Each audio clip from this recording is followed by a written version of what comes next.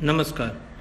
આપણી YouTube channel bright future એકેડમીમાં આપ સર્વેનું હાર્દિક સ્વાગત છે. આજે આપણે ધોરણ 12 કોમર્સ વિષય છે BA ચેપ્ટર નંબર 4 જેનું નામ છે વ્યવસ્થા તંત્ર. વ્યવસ્થા તંત્રમાં મિત્ર આપણે વ્યવસ્થા તંત્રના પ્રકારો વિશે અભ્યાસ કરીએ છીએ. મિત્ર વ્યવસ્થા તંત્રના 5 પ્રકારો છે. નંબર 1 રૈખિક વ્યવસ્થા તંત્ર, નંબર 2 કાર્ય અનુસાર વ્યવસ્થા તંત્ર, નંબર 3 વૈદિક વ્યવસ્થા તંત્ર, નંબર 4 અવૈદિક વ્યવસ્થા તંત્ર અને નંબર 5 શ્રેણિક વ્યવસ્થા તંત્ર. મિત્ર અગાઉના વિડીયોમાં આપણે કાર્ય અનુસાર વ્યવસ્થા તંત્ર વિશે ચર્ચા કરી હતી. આપણે આ વિડીયોની અંદર આ લેક્ચરમાં આપણે વૈદિક વ્યવસ્થા તંત્ર વિશે સમજૂતી મેળવીશું. ચાલો શરૂઆત કરીએ મિત્રો. વૈદિક વ્યવસ્થા તંત્ર. સૌપ્રથમ આપણે વૈદિક વ્યવસ્થા તંત્રનો અર્થ જોઈશું. વૈદિક વ્યવસ્થા તંત્ર કોને કહેવાય?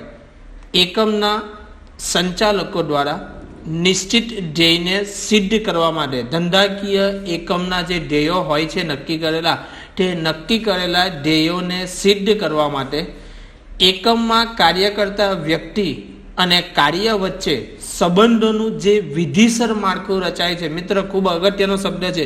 વિધિસર જે માળખું રચાય છે તેને આપણે વૈદિક વ્યવસ્થા તંત્ર કહીએ છીએ.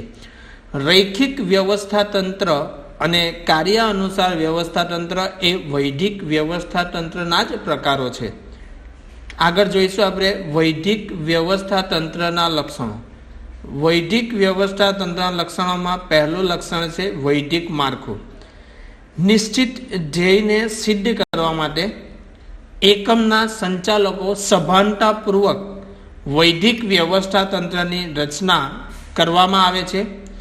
આ પ્રકારના માળખાની રચના ચોક્કસ પ્રકારની વિધિસર કરવામાં આવે છે અને એટલા માટે આ જે વ્યવસ્થા તંત્રનું માળખું છે એ વૈદિક ગણવામાં આવે છે.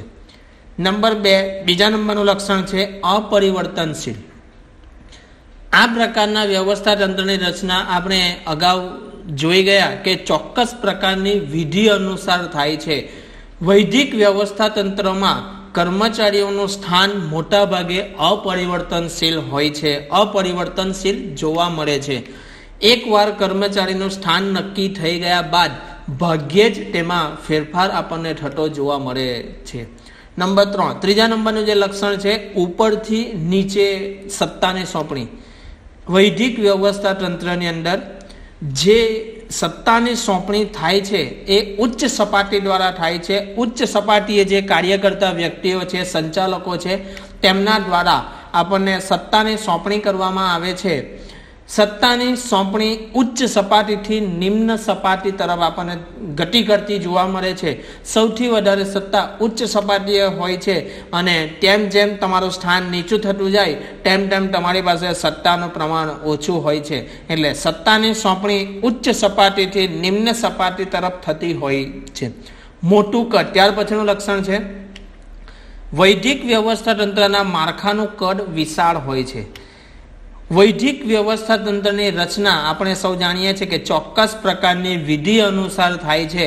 આથી આપણે એવું કહી શકીએ કે ચોક્કસ પ્રકારની વિધિ અનુસાર જો વૈદિક વ્યવસ્થા તંત્રની રચના થતી હોય તો આ જે વ્યવસ્થા તંત્ર છે તેનું કદ વિશાળ હોય છે, મોટું હોય છે. નંબર 5 પાંચમા નંબરનું લક્ષણ છે ચોક્કસ સંબંધો.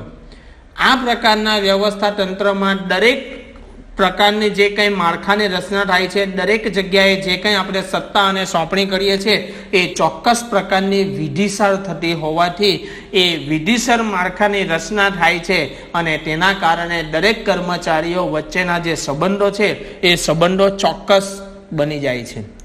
નંબર 6 છેલ્લું લક્ષણ છે માહિતી સંચાર. મિત્ર વૈદિક માહિતી સંચારમાં જે માહિતી સંચાર થાય છે, માહિતીની આપલે થાય છે, એ માહિતીની આપલે વૈદિક એટલે કે વિધિસર થાય છે. વિધિસર જે નક્કી કરેલો માર્ગ છે એ માર્ગ દ્વારા માહિતી સંચાર થાય છે અને એટલા માટે અહીંયા અવૈદિક પ્રકારના માહિતી સંચારને કોઈ પણ પ્રકારનું અહીંયા સ્થાન મળતું નથી. મિત્ર, અહીંયા આપણો જે વૈદિક વ્યવસ્થા તંત્રનો જે લક્ષણોનો પ્રશ્ન છે એ વૈદિક વ્યવસ્થા તંત્રનો પ્રશ્ન અહીંયા પૂર્ણ થાય છે. મિત્ર, તમને આ વિડીયો ગમ્યો હોય તો તમારા મિત્ર સાથે એને જરૂરથી શેર કરો, એને લાઈક કરો, એને સબસ્ક્રાઈબ કરો. ધન્યવાદ.